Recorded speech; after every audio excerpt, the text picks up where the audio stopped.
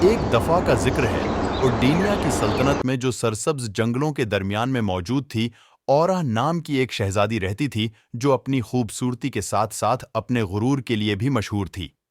وہ ہر شخص کو خود سے کم تر سمجھتی تھی اور اپنے غلاموں کے ساتھ بدسلوکی سے پیش آتی تھی۔ ایک رات شہزادی کے ظلم سے تنگ آ کر جادوگرنی نے اسے سبق سکھانے کا فیصلہ کیا اور اپنے جادو سے شہزادی کے جسم کو باغبان کے جسم میں تبدیل کر دیا، جس سے وہ شدید نفرت کرتی تھی۔ اگلی صبح جب شہزادی بیدار ہوئی، اپنے آپ کو محل کے باغ میں پا کر حیران ہوئی۔ اسے کچھ بھی سمجھ نہیں آ رہا تھا کہ اس کے ساتھ یہ کیا ہوا۔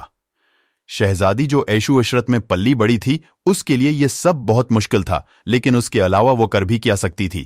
بالآخر اس نے فیصلہ لے ہی لیا کہ وہ باغ کا خیال رکھے گی۔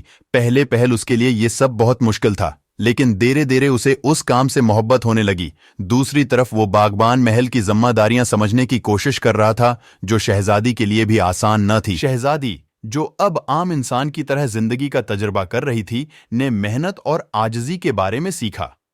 وہ اب بہت بدل چکی تھی۔ اسے اب اپنے رویے کے بارے میں سوچ کر شرمندگی محسوس ہوتی تھی۔ دوسری طرف باغباں نے بھی شہزادی کی ذمہ داریوں کے بوجھ کو سمجھا۔ آپ دونوں کے دل میں اب ایک دوسرے کے لیے رحم دلی پیدا ہوئی۔ جادو کا مقصد پورا ہو گیا تھا۔ شہزادی اب بدل چکی تھی، وہ اسے توڑنے میں کامیاب ہو گئی اور اپنے جسم میں واپس آ گئی۔ اس کے بعد شہزادی نے باغباں کے ساتھ مل کر رحم دلی کے ساتھ حکومت کی۔ اس کی رعایا خوشی سے جھوم اٹھی اور یوں اورڈینیا سلطنت کی کہانی ختم ہوئی۔